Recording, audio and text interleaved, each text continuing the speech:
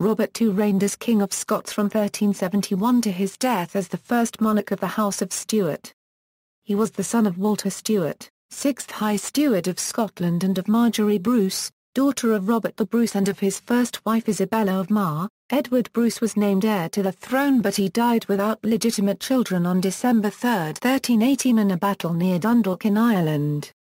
Marjorie by this time had died in a riding accident, probably in 1317. Parliament decreed her infant son, Robert Stewart, as heir presumptive, but this lapsed on March 5, 1324, on the birth of a son, David, to King Robert and his second wife, Elizabeth de Burgh. Robert Stewart inherited the title of High Steward of Scotland on his father's death on April 9, 1326, and a parliament held in July 1326 confirmed the young steward as heir should Prince David die without a successor. In 1329 King Robert I died and the 6-year-old David succeeded to the throne, with Sir Thomas Randolph, Earl of Moray, appointed Guardian of Scotland. Edward Balliol, son of King John Balliol, assisted by the English and Scottish nobles disinherited by Robert I, invaded Scotland, inflicting heavy defeats on the Bruce party on August 11, 1332 at Duplin Muir and Halidon Hill on July 19, 1333. Robert fought at Halidon, where his uncle and former guardian, Sir James Stewart, was killed. Following this battle, Robert's lands in the west were given by Balliol to his supporter David Strathbogie, the titular Earl of Atholl. Robert took refuge in the fortress of Dumbarton Castle in the Clyde estuary to join his uncle, King David. In May 1334 David escaped to France, leaving Robert and John Randolph, 3rd Earl of Moray, as joint guardians of the kingdom. Robert succeeded in regaining his lands, but following Randolph's capture by the English in July 1335, his possessions were once again targeted by the forces of Balliol and King Edward III of England. This may have persuaded Robert to submit to Balliol and the English king, and may explain his removal as guardian by September 1335. The guardianship transferred to Sir Andrew Murray of Bothwell, but following his death in 1338 Robert was reappointed and retained the office until King David returned from France in June 1341. Robert accompanied David into battle at Neville's Cross on October 17, 1346, but he and Patrick Dunbar, Earl of March, escaped or fled the field, and David was taken prisoner. In October 1357, the king was ransomed for 100,000 marks to be paid in instalments over 10 years. Robert married Elizabeth Muir around 1348, legitimizing his 4 sons and 5 daughters. His subsequent marriage to Euphemia de Ros in 1355 produced 2 sons and 2 surviving daughters, and provided the basis of a future dispute regarding the line of succession. Robert joined a rebellion against David in 1363, but submitted to him following a threat to his right of succession. In 1364 David presented a proposal to Parliament that would cancel the remaining ransom debt if it was agreed that a Plantagenet heir would inherit the Scottish throne should he die without issue. This was rejected, and Robert succeeded to the throne at the age of 55 following David's unexpected death in 1371. England still controlled large sectors in the Lothians and in the border country, so King Robert allowed his southern earls to engage in actions in the English zones to regain their territories, halted trade with England and renewed treaties with France. By 1384 the Scots had retaken most of the occupied lands, but following the commencement of Anglo-French peace talks, Robert was reluctant to commit Scotland to all-out war and obtain Scotland's inclusion in the peace treaty. Robert's peace strategy was a factor in the virtual coup in 1384 when he lost control of the country, first to his eldest son, John, Earl of Carrick, afterwards King Robert III, and then from 1388 to John's younger brother, Robert, Earl of Fife, afterwards the first Duke of Albany. Robert II died in Dundonald Castle in 1390 and was buried at Scone Abbey. Heir-Presumptive, Robert Stewart, born in 1316, was the only child of Walter Stewart, High Steward of Scotland, and King Robert I's daughter Marjorie Bruce, who died probably in 1317 following a riding accident. He had the upbringing of a Gaelic noble on the Stewart lands in Bute, Clydeside, and in Renfrew. In 1315 Parliament removed Marjorie's right as heir to her father in favour of her uncle, Edward Bruce. Edward was killed at the Battle of Falfhart, near Dundalk on October 14, 1318, resulting in a hastily arranged parliament in December to enact a new entail naming Marjorie's son, Robert, as heir should the king die without a successor.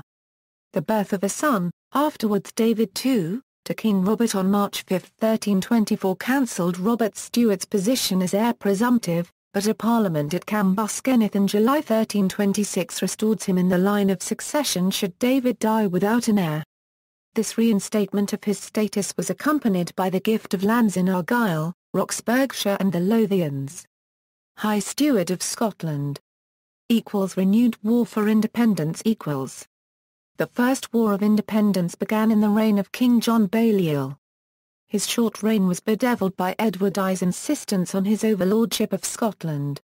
The Scottish leadership concluded that only war could release the country from the English king's continued weakening of Balliol's sovereignty and so finalised a treaty of reciprocal assistance with France in October 1295.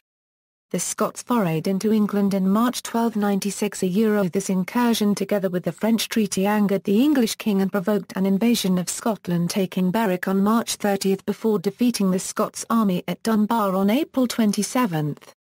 John Balliol submitted to Edward and resigned the throne to him before being sent to London as a prisoner. Despite this, resistance to the English led by William Wallace and Andrew Murray had emerged in the name of King John Balliol. On their deaths, Robert the Bruce continued to resist the English and eventually succeeded in defeating the forces of Edward II of England and gained the Scottish throne for himself. David Bruce, aged 5, became king on June 7, 1329 on the death of his father Robert. Walter the Stewart had died earlier on April 9, 1327, and the orphaned 11-year-old Robert was placed under the guardianship of his uncle, Sir James Stewart of Durrisdeer, who along with Thomas Randolph, Earl of Moray, and William Lindsay, Archdeacon of St Andrews, were appointed as joint guardians of the kingdom. David's accession kindled the Second Independence War, which threatened Robert's position as heir. In 1332 Edward Balliol, son of the deposed John Balliol, spearheaded an attack on the Bruce sovereignty with the tacit support of King Edward III of England and the explicit endorsement of the disinherited. Edward Balliol's forces delivered heavy defeats on the Bruce supporters at Duplin Mere on August 11, 1332 and again at Halidon Hill on July 19, 1333, at which the 17-year-old Robert participated.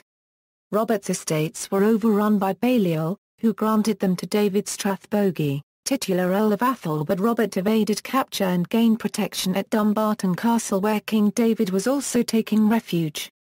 Very few other strongholds remained in Scottish hands in the winter of 1333. Only the castles of Kildrummy, Loch Leven, Loch Doon, and Urquhart held out against Balliol forces.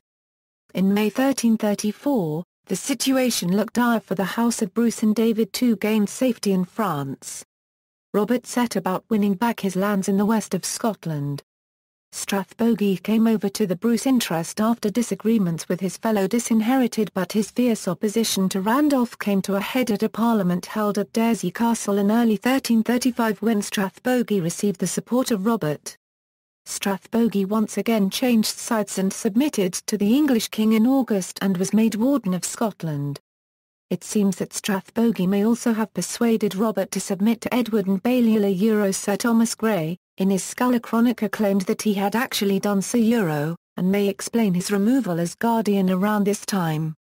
The Bruce resistance to Balliol may have been verging on collapse in 1335, but a turnaround in its fortunes began with the appearance of Sir Andrew Murray of Bothwell as a potent war leader at the Battle of Culblean.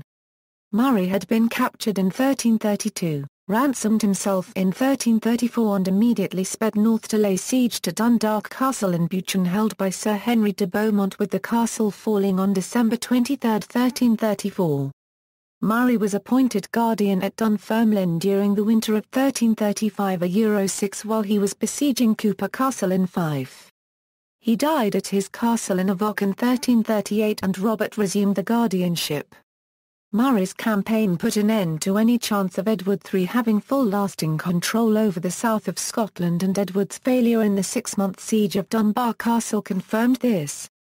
Balliol lost many of his major supporters to the Bruce side and the main English garrisons began to fall to the Scots. Cooper in the spring or summer of 1339, Perth taken by Robert also in 1339 and Edinburgh by William, Earl of Douglas in April 1341, John Randolph, released from English custody in a prisoner exchange in 1341, visited David II in Normandy before returning to Scotland.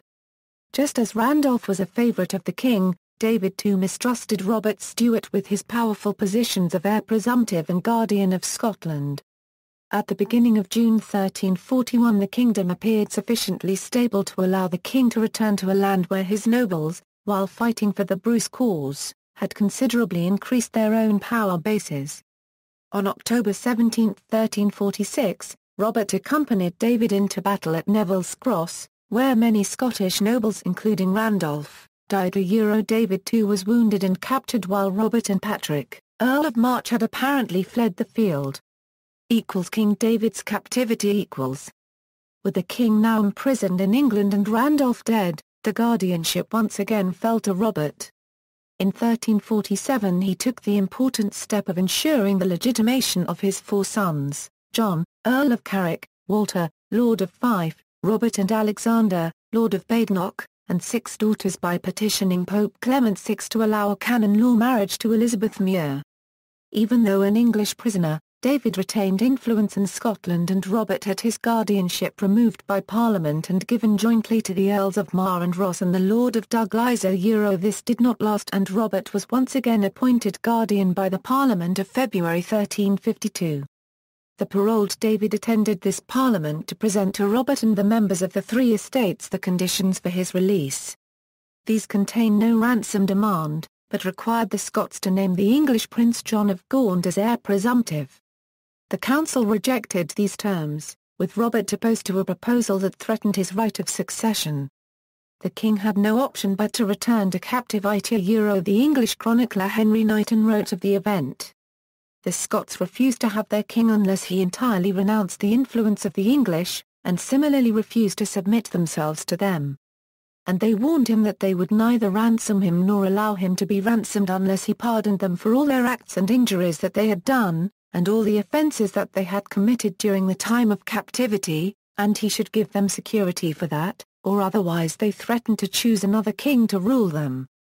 By 1354 ongoing negotiations for the king's release reached the stage where a proposal of a straight ransom payment of 90,000 merks to be repaid over 9 years, guaranteed by the provision of 20 high-ranking hostages, was agreed. This understanding was destroyed by Robert when he bound the Scots to a French action against the English in 1355. The capture of Berwick together with the presence of the French on English soil jolted Edward III into moving against the Scots. In January 1356 Edward led his forces into the southeast of Scotland and burned Edinburgh and Haddington and much of the Lothians in a campaign that became known as the Burnt Candlemas. After Edward's victory over France in September, the Scots resumed negotiations for David's release ending in October 1357 with the Treaty of Berwick. Its terms were that in turn for David's freedom, a ransom of 100,000 merks would be paid in annual instalments over 10 years. Only the first 2 payments were completed initially and nothing further until 1366. This failure to honour the conditions of the Berwick Treaty allowed Edward to continue to press for a Plantagenet successor to David. Terms that were totally rejected by the Scottish Council and probably by Robert himself. This may have been the cause of a brief rebellion in 1363 by Robert and the Earls of Douglas and March. Later French inducements couldn't bring David to their aid and the country remained at peace with England until he unexpectedly died on February 21, 1371. King of Scots. Consolidation of Stuart power and personal rule. David was buried at Holyrood Abbey almost immediately but an armed protest by William, Earl of Douglas delayed Robert II's coronation until March 26, 1371. The reasons for the incident remain unclear but may have involved a dispute regarding Robert's right of succession or may have been directed against George Dunbar, Earl of March and the southern justiciar, Robert Erskine. It was resolved by Robert giving his daughter Isabella in marriage to Douglas's son, James, and with Douglas replacing Erskine as justiciar south of the Forth. Robert's accession did affect some others who held offices from David too. In particular, George Dunbar's brother John Dunbar, the Lord of Fife who lost his claim on Fife, and Sir Robert Erskine's son, Sir Thomas Erskine who lost control of Edinburgh Castle. The Stuarts greatly increased their holdings in the west, in Athol and in the far north. The earldoms of Fife and Menteith went to Robert II's second surviving son Robert, the earldoms of Buchan and Ross to his fourth son Alexander, and the earldoms of Strathian and Caithness to the eldest son of his second marriage, David. Importantly, King Robert's sons-in-law were John MacDonald, Lord of the Isles, John Dunbar, Earl of Moray, and James who would become the second Earl of Douglas. Robert's sons, John, Earl of Carrick, the King's heir, and Robert, Earl of Fife, were made keepers of the castles of Edinburgh and Stirling respectively, while Alexander, Lord of Badenoch and Ross and afterwards Earl of Buchan, became the King's justiciar and lieutenant in the north of the kingdom. This build-up of the Stuart family power did not appear to cause resentment among the senior magnates. The king generally did not threaten their territories or local rule, and where titles were transferred to his sons the individuals affected were usually very well rewarded. This style of kingship was very different from his predecessors. David tried to dominate his nobles, whereas Robert's strategy was to delegate authority to his powerful sons and earls, and this generally worked for the first decade of his reign. Robert too was to have influence over 8 of the 15 earldoms either through his sons directly or by strategic marriages of his daughters to powerful lords. In 1373 Robert ensured the future security of the Stuart dynasty by having Parliament pass entailments regarding the succession.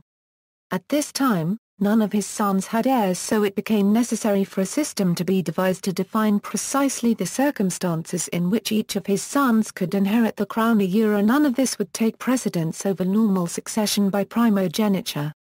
By 1375, the king had commissioned John Barber to write the poem, The Brass, a history intended to bolster the public image of the Stuarts as the genuine heirs of Robert I. It described the patriotic acts of both Sir James, the Black Douglas, and Walter the Stewart, the king's father, in their support of Bruce. Robert II's rule during the 1370s saw the country's finances stabilized and greatly improved due in part to the flourishing wool trade, reduced calls on the public purse and by the halting of his predecessor's ransom money on the death of Edward III of England. Robert unlike David II, whose kingship was predominantly Lothian and therefore lowland Basida, did not restrict his attention to one sector of his kingdom but frequently visited the more remote areas of the north and west among his Gaelic lords. Robert II ruled over a country that continued to have English enclaves within its borders and Scots who gave their allegiance to the King of England. The important castles of Berwick, Jedburgh, Lochmaben and Roxburgh had English garrisons and controlled southern Berwickshire, Teviotdale and large areas in Annandale and Tweeddale. In June 1371 Robert agreed to a defensive treaty with the French, and although there were no outright hostilities during 1372, the English garrisons were reinforced and placed under an increased state of vigilance. Attacks on the English-held zones, with the near-certain backing of Robert, began in 1373 and accelerated in the years 1375–7. This indicated that a central decision had probably been taken for the escalation of conflict rather than the previous small-scale marauding attacks by the border barons. In 1376 the Earl of Mar successfully recovered Annandale but then found himself constrained by the Bruges Anglo-French truce. In his dealings with Edward III, Robert blamed his border magnates for the escalating attacks on the English zones, but regardless of this the Scots retained the recaptured lands, which were often portioned out among minor lords, so securing their interest in preventing English repossession. Despite Robert's further condemnations of his border lords, all the signs were that Robert backed the growing successful Scottish militancy following Edward III's death in 1377. In a charter dated July 25, 1378 the king decreed that Coldingham Priory would no longer be a daughter house of the English Durham Priory but was to be attached to Dunfermline Abbey. In early February the Scots apparently unaware of the conclusion of an Anglo-French truce on January 26, 1384 that included the Scots in the ceasefire conducted an all-out attack on the English zones, winning back Lochmaben Castle and Teviotdale. John of Gaunt led a reciprocal English attack that took him as far as Edinburgh, where he was bought off by the Burgesses but destroyed Haddington. Carrick and James, Earl of Douglas, wanted a retaliatory strike for the Gaunt raid. Robert may have concluded that as the French had reneged on a previous agreement to send assistance in 1383 and then having entered into a truce with England, that any military action would have been met with retaliation and exclusion from the forthcoming Boulogne peace talks. On June 2, 1384, Robert resolved to send Walter Wardlaw, Bishop of Glasgow, to the Anglo-French peace talks, yet Carrick ignored this and allowed raids into the north of England to take place. Despite this, by July 26 the Scots were part of the truce that would expire in October. Robert called a council in September, probably for working out how to proceed when the truce concluded and to decide how the war was to proceed thereafter. Loss of authority and death equals. Robert's son, John, Earl of Carrick, had become the foremost Stuart magnate south of the Forth, just as Alexander, Earl of Buchan, was in the north. Alexander's activities and methods of royal administration, enforced by Gaelic mercenaries, drew criticism from northern earls and bishops and from his younger half-brother David, Earl of Strathearn. These complaints damaged the king's standing within the council, leading to criticism of his ability to curb Buchan's activities. Robert's differences with the Carrick affinity regarding the conduct of the war and his continued failure or unwillingness to deal with Buchan in the north led to the political convulsion of November 1384, when the council removed the king's authority to govern and appointed Carrick as lieutenant of the kingdom. A coup d'etat, unregistered trademark, a copyright tat had taken place. With Robert sidelined, there was now no impediment in the way of war. In June 1385, a force of 1,200 French soldiers joined the Scots in a campaign that involved the Earl of Douglas and two of Robert's sons, John, Earl of Carrick, and Robert, Earl of Fife. The skirmishes saw small gains, but a quarrel between the French and Scottish commanders saw the abandonment of an attack on the important castle of Roxburgh. The victory of the Scots over the English at the Battle of Otterburn in Northumberland in August 1388 set in motion Carrick's fall from power. One of the Scottish casualties was Carrick's close ally James, Earl of Douglas. Douglas died without an heir, which led to various claims upon the title and estate. Carrick backed Malcolm Drummond, the husband of Douglas's sister, while Fife sided with the successful appellant, Sir Archibald Douglas, Lord of Galloway, who possessed an entail on the Douglas estates. Fife, now with his powerful Douglas ally, and those who supported the king, ensured a counter-coup at the December council meeting when the guardianship of Scotland passed from Carrick to Fife.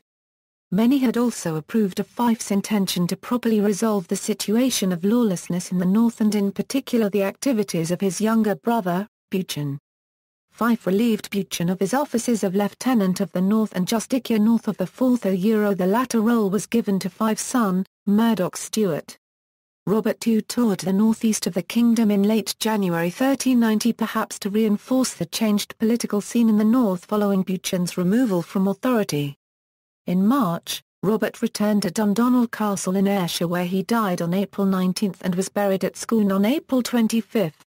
Historiography. The reign of Robert II has undergone a reappraisal since the works of historians Gordon Donaldson and Reynold Nicholson. Donaldson admits to a paucity of knowledge regarding Robert's reign and accepts that the early chroniclers writing near to his reign found little to criticize. Robert's career before and after he succeeded to the throne is described by Donaldson as, to say the least, undistinguished, and his reign did nothing to add luster to it. Donaldson goes further and debates the legality of the canon law marriage of Robert and Elizabeth Muir following the papal dispensation, but acknowledges that the Acts of Succession in 1371 and 1372, although sealing the matter in the eyes of Parliament, did not end the generational feud of the descendants of Elizabeth Muir and of those of Euphemia Ross. Robert's earlier participation in combat at the battles of Halidon and Neville's Cross, according to Donaldson, had made him wary of sanctioning military expeditions against the English, and that any such actions by his barons were concealed from him. Similarly, Nicholson described Robert's reign as deficient and that his lack of the skills of governance led to internal strife. Nicholson asserts that the Earl of Douglas was bought off following his armed demonstration just before Robert's coronation, and associates this with the doubt surrounding the legitimacy of Robert's sons with Elizabeth Muir. In contrast, the historians Stephen Boardman, Alexander Grant and Michael Lynch give a more even-handed appraisal of Robert II's life. Modern historians show a kingdom that had become wealthier and more stable, particularly during the first decade of his rule. Boardman explains that Robert II was subjected to negative propaganda while he was High Steward. David II's followers denigrated his conduct during his lieutenancies and described them as tyranny. And again later as king, when the supporters of his son John, Earl of Carrick, said that Robert was a king lacking drive and accomplishments, weighed down by age and unfit to govern. Robert II's association with Gaelic Scotland also drew criticism. He grew up in his ancestral lands in the west and was completely at ease with the Gaelic language and culture, and possessed a potent relationship with the Gaelic lords in the Hebrides, Upper Perthshire and Argyll. Throughout his reign, Robert spent long periods in his Gaelic heartlands, and complaints at the time in lowland Scotland seem to have been influenced by the view that the king was too much involved in Gaelic concerns. Boardman also asserts that much of the negative views held of Robert II find their origins in the writings of the French chronicler Jean Froissart, who recorded that the king had red-bleared eyes, of the colour of sandalwood, which clearly showed that he was no valiant man, but one who would remain at home than march to the field. Contrary to Froissart's view, the early Scottish chroniclers Sir Andrew of Antown and Walter Bower and later 15th and 16th century Scottish chroniclers and poets showed Robert II as a Scottish patriotic hero, a defender of the integrity of the Scottish kingdom, and as the direct heir to Robert I. Grant acknowledges that Robert II's reign in terms of foreign and domestic policy was not so unsuccessful. As far as William, Earl of Douglas's reaction was concerned when he staged an armed demonstration before Robert's coronation, Grant does not hold to the view that Douglas was in some way demonstrating against Robert's legitimate right to the throne, but more an assertion that royal patronage should not continue as in the time of David II. Grant also advocates that the demonstration was aimed at father and son Robert and Thomas Erskine, who held the castles of Edinburgh, Stirling and Dumbarton from Robert's predecessor. Grant seriously called into question the dependability of Froissart's writings as an effective source for Robert II's reign. Influential Magnate coalitions headed by Carrick, having undermined the king's position, manipulated the Council of November 1384 to effectively oust Robert II from any real power. Grant gives little weight to the asserted senility of Robert and suggests that the deposition of Carrick in 1388 and then the resolution to join the Anglo-French Truce of 1389 were both at the instigation of Robert II. Yet power was not handed back to Robert II but to Carrick's younger brother, Robert, Earl of Fife, which once again saw the king at the disposition of one of his sons. Despite this, the now unknown source whom both Antown and Bower relied on made the point that Fife deferred to his father on affairs of state, emphasizing the difference in styles in the guardianships of his two sons. Michael Lynch points out that Robert II's reign from 1371 until the lieutenancy of Carrick in 1384 had been one exemplified by continued prosperity and stability, a time which Abbot Bower described as a period of tranquility, prosperity and peace. Lynch suggests that the troubles of the 1450s between James II and the Douglases was in fact a continuation of David II's build-up of local lords in the Marches and Galloway. Robert was satisfied with government to leave alone the Douglas and the Stewart earls in their fiefdoms. The weakening of government, if anything, Lynch suggests, came not before the 1384 coup but after it, despite the fact that the coup had at its root Robert II's favouring of his third son, Alexander Stewart, Earl of Buchan. Fictional portrayals. Robert II has been depicted in historical novels. They include The Three Perils of Man, or War, Women, and Witchcraft by James Hogg. The tale takes place in the reign of Robert II, whose country enjoyed happiness and peace, all save a part adjoining to the borders of England. Part of the action takes place at Linlithgow Palace, where Robert promises to marry his daughter Margaret Stewart to the knight who shall take that castle of Roxburgh out of the hands of the English. With Margaret adding her own terms, that in case of his attempting and failing in the undertaking, he shall forfeit all his lands, castles, towns, and towers to me. In the absence of volunteers, Margaret vows to take the castle herself, defeating Lord Musgrave and his mistress Jane Howard. The Lords of Misrule by Nigel Tranter. Covers events from c. 1388–1390. Depicting the last years of Robert II and the rise of Robert III of Scotland to the throne. As the elderly king has grown feeble, weary and half-blind, his sons, daughters and other nobles campaigned for power. An ungoverned Scotland is ravaged by their conflicts. Robert Stewart, Duke of Albany and Alexander Stewart, Earl of Buchan are prominently featured. Courting favour by Nigel Tranter. Follows the career of John Dunbar, Earl of Moray in the courts of David II of Scotland and Robert II. John is a son-in-law to the latter and serves him as a diplomat. Marriages and issue. In 1336, he first married Elizabeth Muir, daughter of Sir Adam Muir of Rowallan. The marriage was criticised to be uncanonical, so he remarried her in 1349 after receiving a papal dispensation in 1347. From this union, 10 children reached adulthood. John, who became King of Scotland as Robert III, married Annabella Drummond, Walter, husband of Isabella Macduff, Countess of Fife.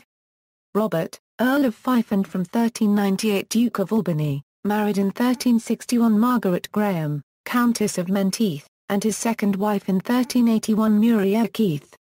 Alexander Stewart, Earl of Buchan, nicknamed the Wolf of Badenoch, married in 1382 to Euphemia of Ross. Margaret, married John of Islay, Lord of the Isles. Marjorie, married John Dunbar, Earl of Moray, then Sir Alexander Keith.